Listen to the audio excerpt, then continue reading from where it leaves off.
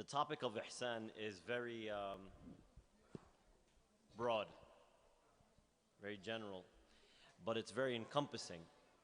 And it can be applied across your entire life, no matter what you're thinking about.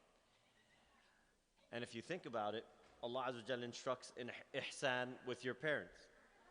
He instructs ihsan with all of the work that you do for the sake of Allah.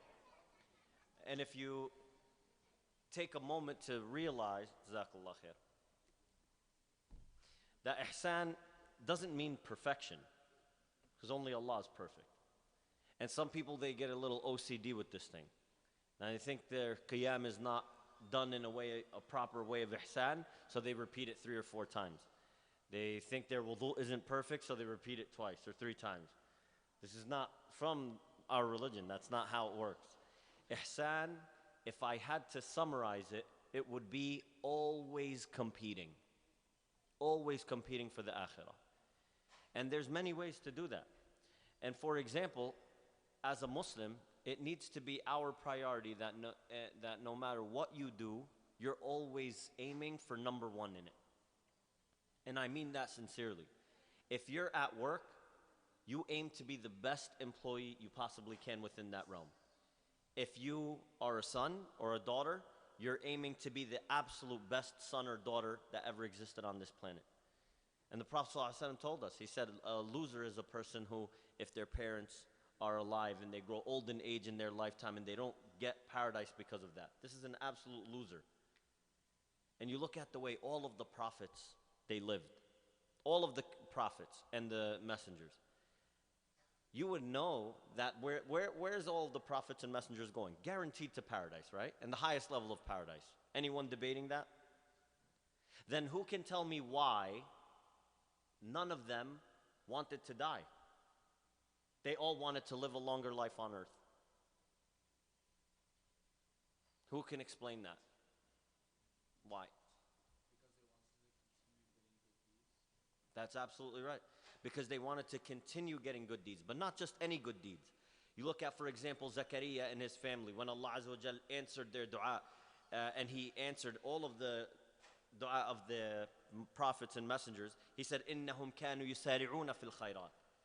That why? Why was their dua accepted? Because they used to compete with one another to do good deeds. It's not enough that someone else is someone else is fundraising for the masjid, someone else is helping out the poor, someone else is fundraising for the refugees in Yemen and in Syria, and it's not enough. You need to be that person. You need to say, how can I do this? And that's how you've seen the companions racing with one another. How you'll hear stories about Abu Bakr and Umar, radiyallahu anhum wa ardahum. Umar used to always kind of fall behind. Not behind, but Abu Bakr would beat him to it. Say, even this, ya Abu Bakr, said, even that. You'll find this all throughout the seerah of their lives, the stories of their lives and the history of their lives. And then you recognize that the Prophet ﷺ, he also tried to motivate us in many different aspects. How? He would tell us about, for example, the people that are guaranteed the highest levels of paradise, the people that will walk into paradise with me holding their hands, Abu Bakr and Umar, like this, because of how much they used to compete to do good deeds. And then he also told us that 70,000 of his ummah will walk in with him at the first people to enter paradise. 70,000. And another riwayah, 700,000. Some scholars said, how's that possible? Some of them said, the gates of Jannah are so wide that actually 700,000 in one row still doesn't equal one of the gates. Now that's mind-blowing, isn't it? You thought it was just some sort of open sesame type deal. You watched Aladdin and you thought this is this big door. And then you see what they're doing in Mecca and the 2050 project and this 50-foot doors and they're automatic. And wow, you don't know what you're thinking about. You have not a glimpse of understanding of what paradise is. If you can imagine 700,000 people in one line and it doesn't even crowd the gate. We're all walking in with the Prophet ﷺ in that front row. And then you might say, well, how does that happen? How do I get to be one of those people? And he told us actually in a very clear narration how you can be one of those people. He said, أول زمرة تلج الجنة صورتهم على صورة القمر ليلة البدر. He said that the first group of people that enter paradise, people will know them on the day of judgment. They will have the look of a moon on a full, when the moon is a full moon. Yani on a full bright night, when the moon is a full moon, which is the 13th, 14th, or 15th. Not أيام التشريق, the white days. The 3 white days, yani that it's sunnah to fast them in the middle of the lunar month. And if you think about that for a moment, the Prophet ﷺ is giving an analogy so that we all understand. For example, if this was the middle of the lunar month and you looked up on the sky and we didn't have a lot of light pollution, you'd see the moon, full circle, bright night. And it even casts a shadow. Does anybody live on a street where they don't have street lights? Or does most of us live on a street with street lights? So then you don't probably notice this because you have light pollution. But if you lived somewhere a little bit more remote or you don't have lights on your street, you will notice that in the middle of the lunar month, you'll actually see a shadow. It actually casts light. And if it was the beginning of the lunar month, it's actually pitch dark. You couldn't even see 5 feet in front of you. And that's why it's interesting. The NYPD, they used to think it was superstitious when the moon was full. You know, the little werewolves, and they show all this stuff in American history. And then the NYPD said, no, we actually believe it's a different reason why a lot of robberies happen when it's a full moon. They said because it's dark outside, and when it's a full moon, the thieves can see. So the NYPD did a study where they would find crime would increase at the middle of all of these months, which is pretty interesting because here the Prophet ﷺ is telling us to fast those 3 days. And anytime you fast, you're actually preventing yourself from, you're always being conscious of Allah. So if you were someone very poor or thinking of robbing or thinking of stealing, it could get the best of us, right? It doesn't have to be blatantly stealing, right? It could be some other form of it. But nonetheless, it's making you conscious at this time of the month. And yet the Prophet ﷺ, here's the analogy. When you see and you look up and you see that full moon, not a single human being on the face of this planet debates if that's the moon or not. You never heard anybody look at it and say, wallahi, this probably is Mars, or this is probably Jupiter. Yeah, it's pretty interesting. We'd all look at them like this is a pretty foolish person. We all 100% know that is the full moon. Likewise, on Yawm al-Qiyamah, there's going to be no doubt about who those people who are going to enter paradise as the first group with the Prophet ﷺ. No doubt about them. No doubt. Can you imagine that? You're sitting there and everyone knows that you're entering first. But 700,000, that's not a lot. That's really not a lot, right? How many Muslims have there been since Ummat Muhammad? Not the previous nations, because this is the people who enter with Ummat Muhammad. 700,000, right? We're 1,400 years removed from the Prophet plus, right? Every generation is, let's call it 100 years, the people are turning face on this earth. So right now, how many Muslims are we? 1.5 billion? Is that right? Something like that? So the scholars said, actually, this number 700,000 isn't exact. In Arabic, it's a form of exaggeration. Yani when you see a young kid, he comes up to you and says, I'll bet you $1 million that this. Well, number one, betting is haram. And number two, you don't have $1 million. So he's saying it as a form of kind of exaggeration. In Arabic, when you see the number 7 in narrations, it means a great deal of number, a huge number, 70 or 700 or 700,000. So it is a lot. And that means that every single one of us sitting here today, every single Muslim alive today has the ability to compete for that. But the problem is we don't compete. We're complacent. We became suburban Muslims. We became people who want a nice house in a nice neighborhood where people walk dogs and cut the grass and do landscaping, right? And then what? We take the kids to a good school to get good jobs, and then we die. It's weird. Where's the dawah? Where's the movement? Where's the action? Where's signing up? You know how many committees? I remember attending one of the workshops or something like that, the meetings for ICPC, for the membership meetings, and poor Umar puts 6 or 7 sheets out for committees. Not a single name was on a single one of them. Now, I agree if there's not a single name on a single sheet, if we're all doing all sorts of other good work. MashaAllah, we're too busy. We got a lot on our plate, but what are we doing? We're waiting for the next season of something to be released on Netflix or Amazon Prime. And then we go ahead and binge watch that sucker for like 1 week straight, and then you come out of the hole, eyes black. You don't know what happened. There was some people that, there was an earthquake at one point. People didn't even realize that. There was floods going on, cars in the river and Little Falls, and nobody was knowing what's going on because the new season of something came out. It's a mess. Now, there's nothing wrong with that if you're not watching anything haram, but you have to also pace yourself. A lot of people don't even know this. Umar radiallahu anhu, he used to work one day and take the next day off to keep a balance. The Prophet sallallahu alaihi wasallam, he used to visit his family, all his entire family. You understand how possible this is? This is the head minister. This is the supreme justice. This is the Prophet of Allah. This is the guy who's running everything, and he made sure to visit his entire family every single day between Asr and Maghrib. And what do we do? Our family, they're supposed to understand that we're busy, that we're in college. We all know you're playing games, by the way. We all been there and we all done that. And you're just up there in the 3rd or the 4th floor, whichever campus center you're in, and they're all just streaming online, playing games. And then they see your parents, mashallah, they're thinking so much and trying to give you all your space so that you're very, very successful. So that is one thing. And then here what we come back and say is that as Muslims, we have to make a change. You have to change something about ourselves. So look at your life and say, what am I doing?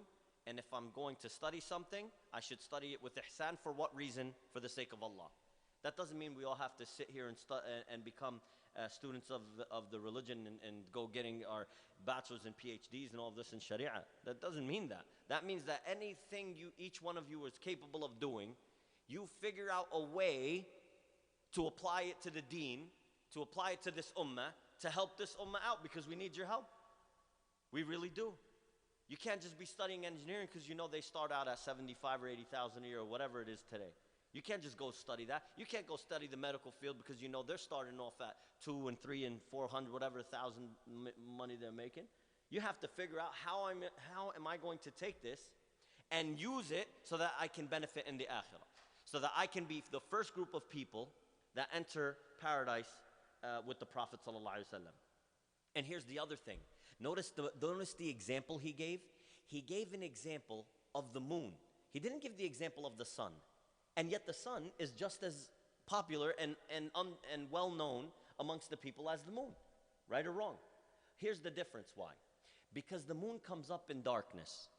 And that should tell you that these people who are doing ihsan for the religion, for the sake of Allah, to please Allah, they're doing it when the ummah needs their help the most. The times of darkness, where the ummah is struggling, where we're in shambles, where we're many but we have no strength. They're sitting there and they're doing the legwork. And this is the time we need now. This is the moment that we need everybody to start saying, you know what, I am studying this and I could probably do A, B, C, D. I can get it done. Alhamdulillah. And it could be with whatever you're doing now. You just have to change your intention and figure out how you apply it to our religion. The other thing you have to recognize is how complete this narration is in regards to how the Prophet ﷺ is kind of trying to motivate us to aim to walk into paradise with him together. So he not only tells us, listen, this is the starting point. Think about how beautiful that is. And if you're one of these people, definitely you're skipping the 50,000 years. Wallahi, every time I think about the 50,000 years on the Day of Judgment, it's enough to fix you with whatever you're doing wrong. And anybody who hasn't contemplated 50,000 years, that's a problem. That's a very big problem. You'll actually be standing for 50,000 years, and then Allah Azza wa Jalla will recreate whatever skin and whatever muscles and whatever that is until the Day of Judgment, and the judgment has to come. And yet, the Prophet ﷺ, he said, for the mu'min, it will feel like the time between Dhuhr and Asr. That's it. 2 or 3 hours or 50,000 years. It's a no-brainer.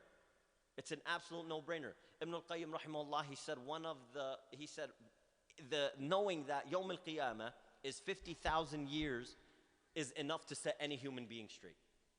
Just knowing that, it's 50,000 years. And if that's not one way to motivate us, the Prophet ﷺ, he helped us get motivated in many different ways. Sometimes, some of us here, we get nervous when we hear about the ayat and the narrations about hellfire. You get motivated. I don't want to be one of those people who lie, and then you get the iron rod splitting your tongue, and then just ripping your mouth from here to the back of the neck, and then the angel goes to the other side.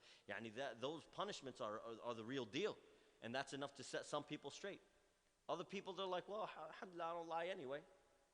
I need some motivation to do something better. So Allah Azza wa Jal then tells the Prophet Muhammad about things that will motivate you and things that happen in paradise. And you'll find that some of the people who are really aiming for the ihsan are now seeking Allah's pleasure. And this is some of the things that wind up motivating them as well. He said about them, the people of paradise, and once they enter, he said, لا يبصقون فيها ولا يمتخطون ولا يتغوطون. Something interesting about these people of paradise. He said they will not spit or blow their noses or relieve themselves or relieve nature in paradise. And you know what's interesting? Every time I've told this narration to any one of the people that I've said it to, the reaction is always the same. But the companions' reactions were always different. They were confused. Why? Because anytime the companions heard the Prophet ﷺ saying A, B, C, or D, they imagined themselves there. They imagined themselves, I want to enter paradise. I want to avoid hellfire. I want to do A, B, C. They imagined themselves. And when the Prophet ﷺ said, there's no blowing your nose, and there's no spitting, and there's no relieving of nature, they were confused. They said, Ya Rasulullah, so are we not going to eat? Are we not going to eat? Because if we eat, how do we alleviate ourselves? He said, no. He said, none of the disgusting things that you're aware of in this dunya exist in paradise. He said, rather you alleviate yourself through belching and sweating. And yet that isn't a bad smell like what you think here. And he explained that as well. So this paradise encompasses nothing bad. Nothing. Zero. Even for those people who hold grudges and can't seem to forgive other people. Even for those people. There's the qantara, which is outside of paradise, and this is where Allah Azza wa Jal reconciles between people. So because there is not a single bad feeling once you enter paradise. It's all removed. Allah created it, and Allah can remove it. These are for the people who are aiming for a much higher level, for the people who they get wrong, they get cursed at, they get this, they get that. By the way, there also is a point where you're defending yourself, but in the general, the day-to-day, you're just sitting there forgiving people. And you don't get involved in he said, she said, and then hold grudges like this. You just let it go. Sometimes that means that you wind up losing money. Sometimes that means that you have to say that you're wrong even though you're right. Even though you're not right, even though you're not wrong, but sometimes you just do it for the sake of the relationship and just to move on. That takes a very, very, very skilled person to do that. Very well trained, and they're doing it for the sake of Allah. Some people, they want to do it because they want to be known as a good person. And Allah gives them that. He gives them that title. But when you do it for the sake of Allah so that Allah can be pleased with you, that's where all of the barakah and that's where all of the rewards come in. So then when you recognize, whenever you hear of a narration, pause and think, can I handle it? Can I handle walking barefoot, naked, running around, sun about arms are a short distance away, a mile's distance away? Can I handle that for 50,000 years? No, you can't. That's a fact. When you sit there and you hear the Prophet ﷺ telling you about, like for example, when you see your spouse for the first time in paradise, you'll stare at her for 70 years in one riwayah. 70 years. Obviously, she's staring back at you. It's not like an awkward moment where, she's like, well, yeah, he still didn't even blink yet. This is going on both ways. And the Prophet ﷺ, he said, when you see each other every time, it's as if the first time you laid eyes on each other. Sisters know what I'm talking about. They used to watch these Cinderella movies, and then she sees him, and then there's the pause and the music, and that happens? It happens. The music ain't there, obviously. But what you recognize is that moment happens every time you see your spouse. That enlightening, that moment, and that's for those people who are entering paradise. So you say, I want to be one of those people. So now you start saying, that can be me. But you recognize there has to be a change. You have to do something different. You have to try a little bit harder. And so the Prophet ﷺ said, obviously they will be eating, and they will be eating out of pleasure, not because they're hungry. You actually don't get hungry in paradise. Everything you eat is out of fun and pleasure. It's all fun. In paradise, it's all fun and no work at all. But some people, they enjoyed doing their work in the dunya. Even one of the companions, he came up to the Prophet ﷺ, he said, yeah, I understand that anything I could think of just becomes an arm's length away, and I can reach and just grab it with no effort. He said, but ya Rasulullah, I'm a farmer. He said, I'm a farmer, and I like to plant the crops, and I like to look over them, and I would just like to know, can I do that in paradise, Ya Rasulullah? He said, Na'am. He said, yes, you can. But you won't have to wait as long as you wait in the dunya. As soon as you plant it, they'll be coming up, and it's without any effort. He said, Radith. He said, I'm okay with that. And some of the female companions, they were asked. They asked the Prophet ﷺ, they said, Ya Rasulullah, we understand we have children and there's no pains or anything in delivering, and we're giving them, but I like to have a child and I like to give birth. And he said, yes, and you won't even feel a slightest bit of pain. Yeah, and you'll just come very, very easy. Just to show you that amount of love and that care. Anything you could possibly imagine exists in paradise, just without any of the negative effects. Some of the shabab came up to me one day, they said, what about fantasy football? I said, man, I'm hoping with you making dua, it's in there, bro. I said, but none of the betting, obviously. Keep that on the side, right? And one time, some young kid came up to me, he goes, is Pikachu in paradise? I said, Allahu Akbar, I don't know that one. I said, maybe, I couldn't tell you. If you really like Pikachu, maybe you get yourself a gold one over there. Because that's everything that you want exists there. This is the level of ihsan.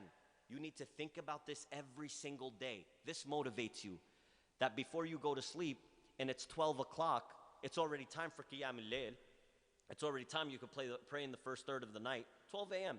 99% of us are still up. Actually, for some of us, that's when it starts. That's when everything begins. Wallahi, I'm in some groups and I see messages, yo, you getting on tonight? I'm wondering, where are they going and where are they getting on? And they're getting on the game. And they do it over the internet. 11:30 p.m. and 12:30, this is when they start. This is when it starts. And all you need to do is right before you do that, just go pray 2 rak'at. Because it's a mind, it's a mentality. It's a mentality of what you're aiming for. Just imagine playing unlimited games, man. Unlimited. Over there. It exists. And then he said, to motivate them even further, he said about these people, he said, آنيتهم فيها الذهب أمشاطهم من الذهب والفضة ومجامرهم الألوة. He said that their utensils will be of gold, and their combs will be of gold and silver, and their censers will have aloe wood burning be used. Here's something very interesting. When the Prophet ﷺ is telling us about this, a lot of people, this really goes over their head. Number one, the utensils will be made of gold. Obviously, everyone here knows that you're not allowed to have, it's forbidden for us to eat out of gold and silver utensils. We all know this, and this is very big wake-up call for some of the sisters who are doing their wedding registries, that, they do this silver-plated spoons. They just look for the most expensive thing and just scan it. It's like a dream come true with that little scanner. You should see them. That's good. It's fun. I don't know. I'd like to have one day, but anyhow. Maybe in Jannah, right? In paradise. But they go around, they just look at the highest price, and they just buzz that thing, and then they just keep going down Bed Bath & Beyond, and they do that, or wherever they do it. But one of the things I'm warning you about is these utensils. You're not allowed to do that in the dunya. But in the akhirah, that's all we're going to be eaten with. And it's interesting because the Prophet ﷺ, he didn't give us details about the food that we're going to be eating. He rather gave us the details about what you're going to be eating with. Why? Because you actually can't comprehend the food. Let me put this in perspective. When you guys are going home for dinner, or you're thinking of eating something for lunch, what do you think about? What do you guys want to grab? Here's what we're getting. This is what we're getting. You're thinking about all of the food. Imagine your friend says, listen, yeah, we could get the food, but I just want to make sure I get a plastic fork and spoon. And everybody just turns to this guy and wonders, why is he weird? What do you mean? I need a fork and spoon, and it has to be plastic or it has to be metal. It's just, who cares? We were trying to eat food. Then imagine what kind of food the Prophet Allah Azza wa Jal has awaiting for us if what we're eating with is gold and silver. The most expensive precious metals on the face of this planet.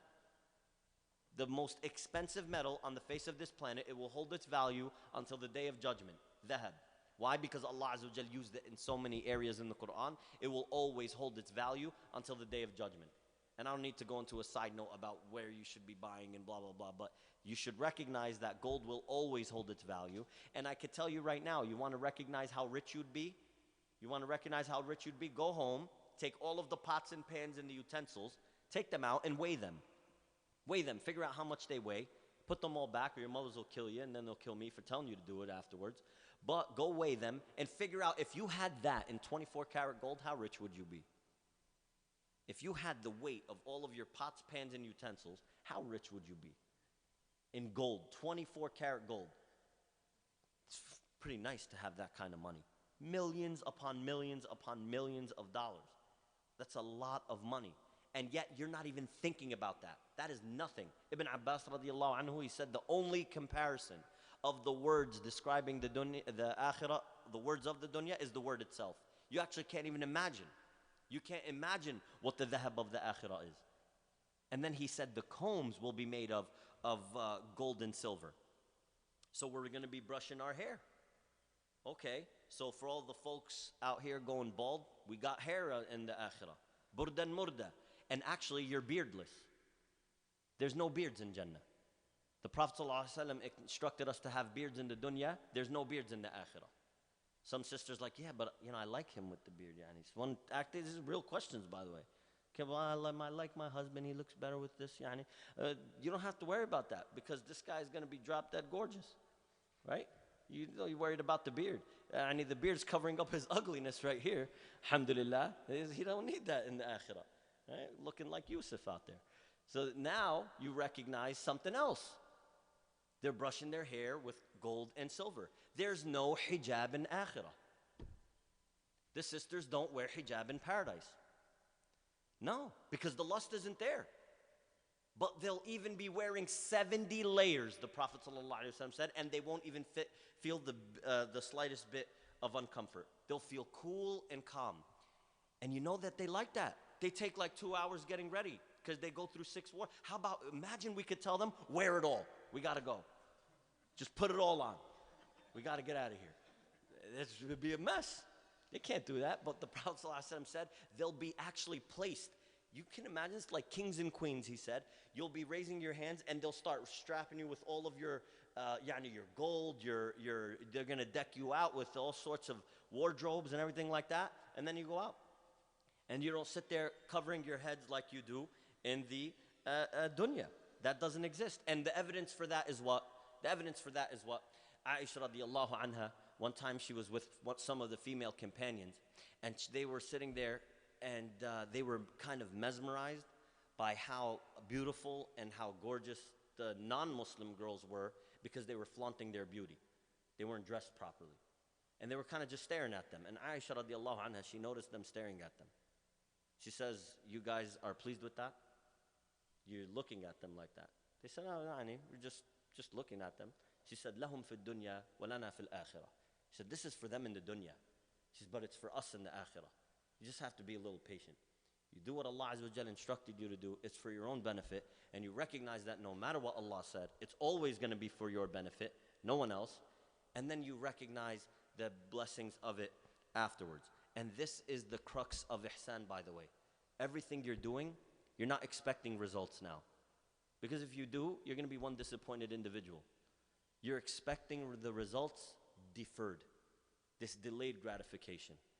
And we have to change this kind of mentality of, I need something now. And this is something that we recognize even when you're raising kids. Don't sit there and reward them for every single little thing they do because they're going to think that's how life is. That if you do something good, you get rewarded. That's not how it works. That's not how life works. That's the furthest from the truth. But sure, you want to motivate them. But again, you don't want to do this every single time. It's a mentality. And you want to keep that in mind.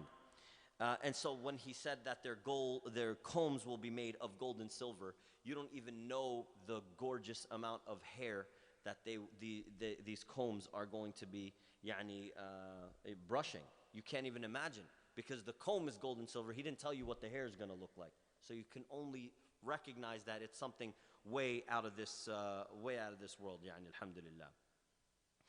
And then the other thing he said, وَرَشْحُهُمُ الْمِسْكِ, and he said, and their sweat will sweat like a beautiful smell, a absolute gorgeous smell.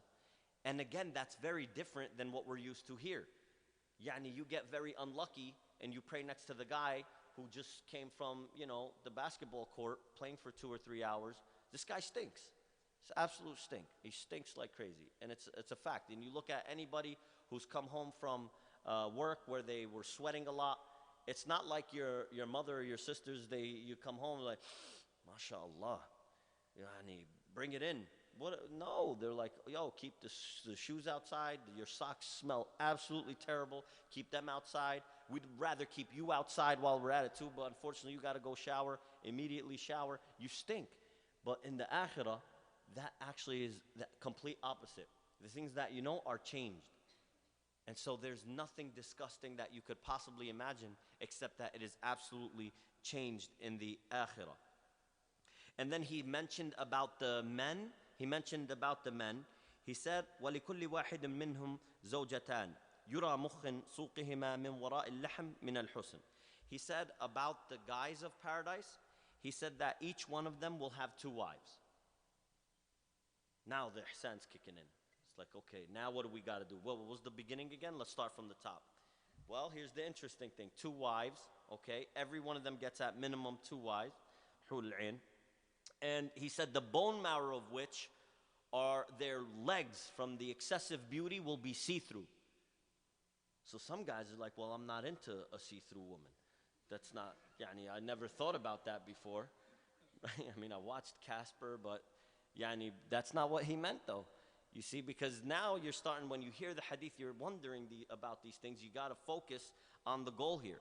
And so he said, out of excessive beauty, their bone marrow will be so pure. Pure. This is one of the descriptions of the Arabs, pure. And I'll give you this example. How many of you are married right now? Yeah? MashaAllah, I feel bad for you. No, I'm only kidding. Alhamdulillah. I'm kidding. Alhamdulillah. It's a ni'mah and a barakah. I hope the rest of you get married, inshallah. You'll realize that. I'm serious. It's it's a very nice, calming endeavor. I wish all of you get married in a halal way, ya Rab. So one of the things I could tell you, how many of you are not married? Okay. What you're going to wind up doing, okay, you're going to put a little list. You're going to sit down with your, and by the way, you should make it a family effort. This isn't, Match.com type deal. We want a family effort here. So what you do is you're going to write your list down. And some of you, you got different styles. Some of you say, well, tall, short, whatever else you could want to describe. And you sit there and you write your list together. But imagine that you sit there with your mom. You say, okay, khalas, I'm serious about it now. I'm ready. I worked for a year. I saved up some money. I'm kind of done living in the basement. I'm ready to go. So then you come back and she looks at your list. And number 1 on the list says good bones. She says, is this a joke? Like, wallahi, I've been reading a lot about this. I really just want her to have strong bones, feel like it needs to carry in genes. She wouldn't even look for you. She said, take this list, throw it in the garbage, and come back when you're ready. You know what you're expecting? She's expecting a list of all the outward appearances, about everything that the look and what you're thinking about. But the Prophet ﷺ is telling us that these women of paradise are so beautiful, they actually can't be described. But the internal can be described, something you might recognize, that the things that you don't even care about are the most absolute, purest, gorgeous thing you can imagine. Then what about their excessive beauty on the outward appearance? You can't imagine it. You just can't. And then you come back and say, may Allah Azza wa Jal allow us all to be the people of paradise. The Prophet ﷺ, he described the Hur al-Ain, he said, if one tip of their finger was to come on earth, the tip of their finger, the sun would shut off from how much excessive beauty of light comes out of that tip of finger. The sun would just turn off. And then he said if you took a strand of hair and you put it on earth of their hair, it would make the entire earth from west to east smell the best of smells. Ya salam. You know the female companions, they came to the Prophet ﷺ, they said, Ya Rasulullah, you've described al-hur al-ain, you've described al-hur al-ain. And the men get to, we feel jealous about that. We really do. And alhamdulillah, the same females, the same thing that you guys are thinking, the female companions thought of. And the Prophet ﷺ said, are any one of you jealous of the housewife, of the housemaid?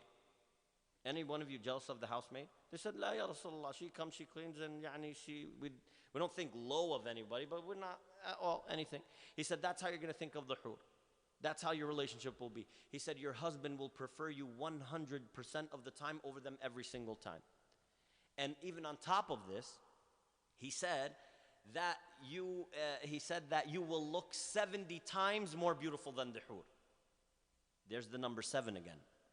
So now it's a word to the wise that you guys should look for a very good Muslimah, so that you can enter paradise with her and you work together. And some of the scholars said, see, one of the most misunderstood ahadith is when, not misunderstood, one of the things that people don't benefit a lot from in the narration of, if the woman doesn't come to the bed when her husband calls her and she's cursed all night and this. He should not want her to be cursed. He should work it out with her at the same time. Because you recognize what you guys are aiming for in the akhirah. You guys you're in it together. This is a group effort. This is both of you working towards the same path to please Allah Azza wa Jal. And he described them in Surah Al-Rahman. He said, فِيهِنَّ قَاصِرَاتُ الطَّرْفِ, that they're the type of women that they're always kind of shy. They're not always sitting there wanting to be out there in front of the world, in front of the camera, in front of this. He said this is their description of the mu'minat. That they sit there and they want to please Allah, that they're not trying to be so outwardly in front of all of the people, trying to get the attention and all of this kind of thing. That's how Allah Azza wa Jal described them very clearly. And then you come back and recognize that there are a lot of descriptions about what the men wind up getting in paradise, but very little descriptions about what the women get. Is true or not? It's true. And actually, when I was studying this Tafsir Surah Al-Rahman with Sheikh Nu'man Ali Khan years ago, he actually had the same question. He said it's true, the Quran and the Sunnah speak a lot about what the reward for the man gets and the reward for the man. He said, but it doesn't speak so much about the woman, about what she gets in paradise. So he said, this is what I want you to do. He said, I want you to go back to your students, tell the girls and the boys, he said, tell all of them to rip out a piece of paper and write the number one thing they want in this dunya. In this dunya, just the number one thing they want. He said within like a minute and a half, all of the guys were done. He said, and I collected their papers. It was very easy. He said he opened the paper up. He said women, cars, money, house, big house. He said it was ijma'. He said it was very easy. He said, oh, okay, alhamdulillah. He said, then I came to collect some of the girls. He said, not a single one was done. Not a single one was done. And he asked, they said, wait, we're thinking, it needs more time. He said he noticed some of them chit-chatting amongst themselves. Well, one girl turns around, she goes, hey, psst, what are you writing down? It's not about what she's writing, it's what you want in the dunya. Don't worry about her. And then one girl finally raises her hand, she says, I'm done. He said, alhamdulillah. So we got a submission. We got an answer. He opens it up. It says, it depends. Ya salam. It's one thing, guys. This isn't rocket science. I don't understand. Find China. I don't know what you guys like, but you just write it down. And he said, subhanallah, Allah Azza wa Jal is the one who created the man and who created the female. And the female's wants are so vast. Not every one of them wants the same exact thing. Not every one of them wants the same exact thing. And that's why Allah Azza wa Jal left it closed, left it open-ended, that no matter what they want, they're going to get it 100% in paradise. And in terms of relationship status, yeah, sure, the men get up to how many? Up to how many? 70? How many? A man gets 100 wives? First narration I heard that one. Bring the dalil, we accept. The one we know is 70. 72. And then his wives. The woman gets, I'll never forget this. One time, I love Islam, Fahimi. The one time he was giving, years ago, before we started studying the Sharia, we were sitting in the masjid in ICPC in Patterson, and he was giving a description of paradise, and there was a sister, mashallah, very just blunt, just straight blunt. She stands up in the middle of the masjid. Wallahi, I'll never forget this. Yani, I cringed just, Were any of you there? You guys were in diapers, not more like it. But she goes, Brother Islam, she goes, I understand that the guys get 4 and then up to 70 if they're a shaheed, and, but, just I'm curious, what if one isn't enough for me? So I was like, oh my God. Alhamdulillah, I just kept straight. Don't know who she is. And he was even taken back by it. He was taken back. And one thing I could tell you, something very interesting. The Prophet ﷺ, he told a female companion, actually came to the Prophet and said the same thing in a different way. I know. You're thinking like, wow, who's this girl, man? What's going on with her? No. Even a female companion came up to the Prophet ﷺ. She said, Ya Rasulullah. She said it in a more, I shouldn't say adab, but she said it in a way that's more culturally accepted, say for the time. So he said, Ya Rasulullah, the men get 70 if they're martyrs, and they're with Allah, and they skip the grave life. Yani, and us, and we're patient, because, the woman is with the last husband that she was with in the dunya. The Prophet ﷺ said that. So, for example, if she was patient and she didn't get remarried, she really wanted to be with that guy in paradise, and she stayed, she didn't get remarried. He said, and we're patient. She said, what do we get, kind of indirectly saying it. He said, and he understood what she's asking, because you understand his response. He said, your husband in paradise will have the strength of 100 men. So she turned extremely red. She said, Jazakallah, she said, thank you, Ya Rasulullah, and she ran away. She turned bashful and she ran away. She understood what he was saying. So that's where you recognize that Allah Azza wa Jal is the one who created the female and the male, and yet no matter what you could possibly want or think of, it's in paradise. I want you to never forget that. You're 100% going to get it. Last two notes, just so we can, I don't like ever going over time. Let me just make sure. Oh, there it is, 9:03. Where's, who's leading the salah? He's here? Assalamu alaikum, doctor. Can I take 2 extra? It's okay? Okay, Jazakallah khair. You're witnesses, yani. I'm only kidding. So he then said, لا اختلاف بينهم ولا تباغض. He said about these people, right? Again, each one of these line items is something that you got to work towards. He said that amongst these people of paradise, they have no differences nor any hatred amongst them. And I could tell you this mentality of racism existed a little bit in the generation before us to a certain extent, and to some people it's bled into our generation. What am I talking about? There are some people who will absolutely think that their race or their culture or their ethnicity is better than another race or ethnicity or a culture. And I've seen it. And that's absolutely messed up thinking. And it's still, and I hear it, even amongst family members, even amongst different sittings and gatherings, where they'll say, oh my God, I've even heard someone say that along the lines of, I'd rather marry my daughter to a kafir than to marry her to a non of our culture. And I'll just not tell you what that was. To a kafir than to even a non-Muslim from a different background of theirs. That's wild, man. That's absolutely stunning. That's absolutely unacceptable. Because the worst sin that happened on earth was Iblis being arrogant, and he was racist. This was the original sin. This was him being racist. He's not a mushrik. He became because he started telling people to worship him. But his sin is the kibr, is the arrogance, to think that he was created. Who told you you're better than him, better than Adam? And that's something you absolutely have to wipe out very, very clean. And these little jokes, I'm not even kidding. I don't like them. I'm not a fan of them. Even, by the way, this term fob, I hate that term. You understand it? I'm not even kidding. It is so insulting. I can't believe it. Like people like use this, and then the fob goes, well, yeah, I am a fob. Well, no, don't accept. You you know, that's messed up. And you know why? Because it's a pompous American attitude. It's absolutely just straight pompous American attitude, and you got to get rid of it. You have to get rid of it. That's crazy. Oh, if you're wondering what that is, I heard thank you for the tarjuma. It's fresh off the boat. I don't like it, and you're sitting there. It's never been a way to describe except to, hurt somebody or make them, feel lower than you. Right? Calling somebody, oh, you're just an immigrant.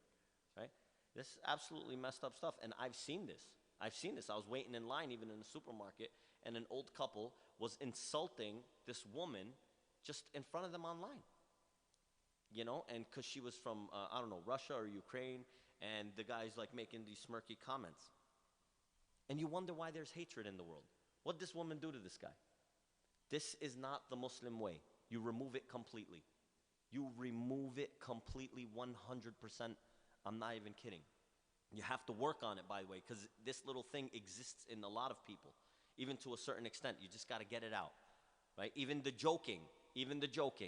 Don't pass them on. I see them on Facebook and Twitter, right? Don't pass them on. It's not good stuff, okay? And then last but not least, he said, قُلُوبُهُمْ قُلُوبٌ وَاحِدٌ يُسَبِّحُونَ اللَّهَ بُكْرَةً وَعَشِيًّا. He said that their hearts will be as if it's one heart, and they will be glorifying Allah in the morning and in the evening. Something that this is one of the characteristics of the people who are doing ihsan.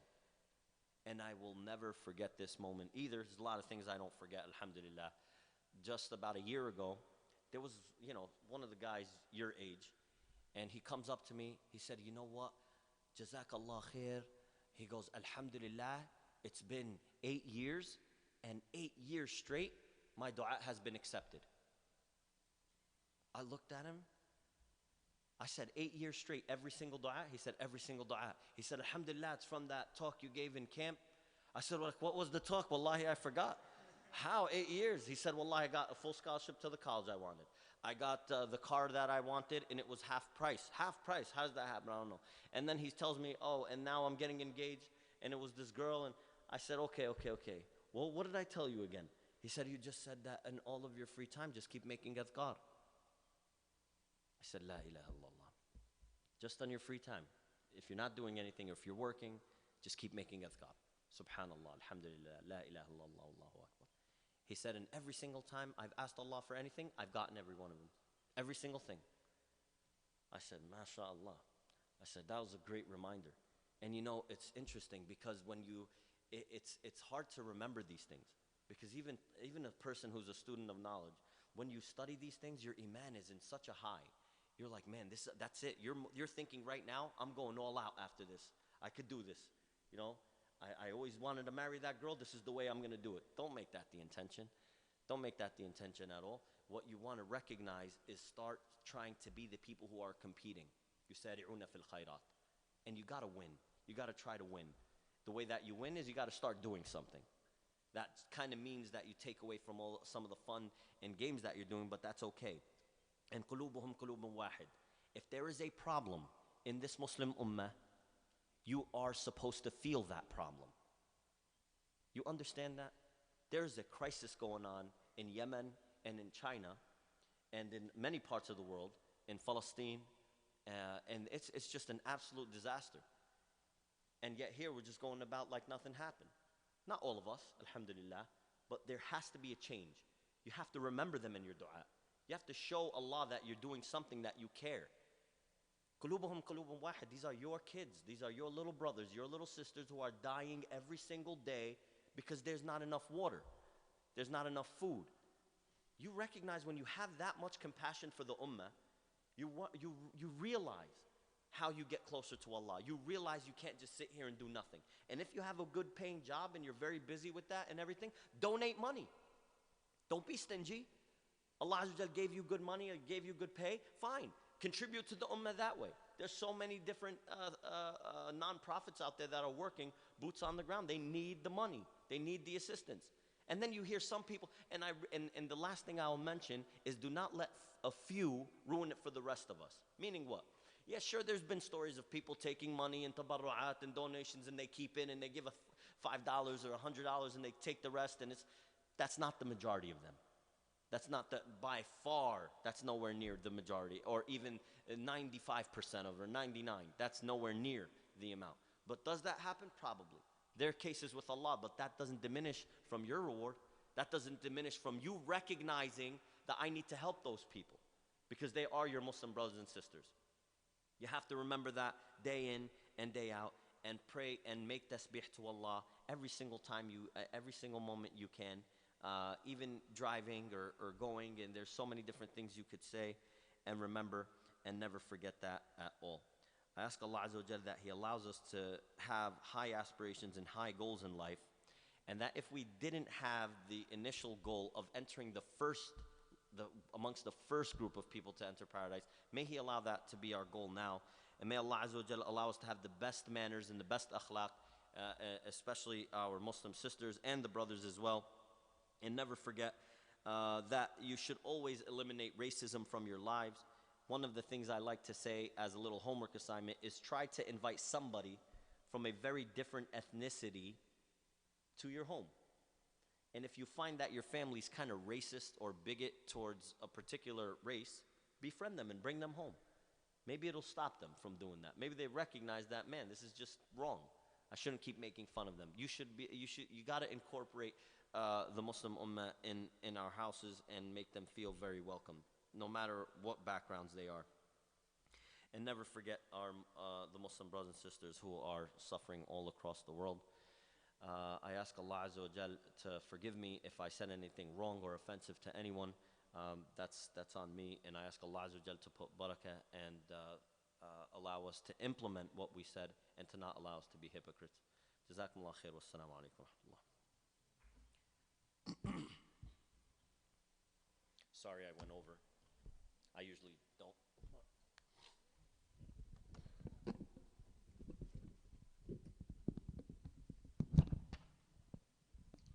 Assalamu alaikum.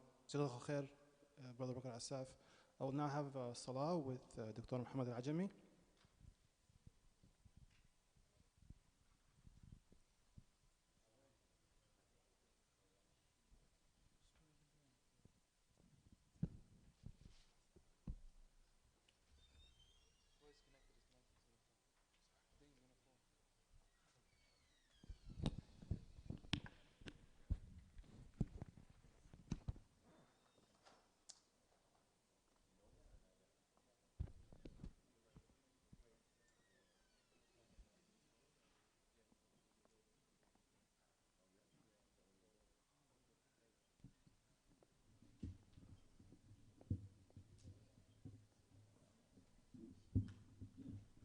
استقيموا واستووا يرحمكم الله.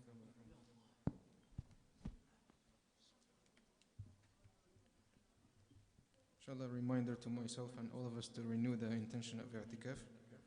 May Allah subhanahu wa ta'ala accept. استقيموا واستووا.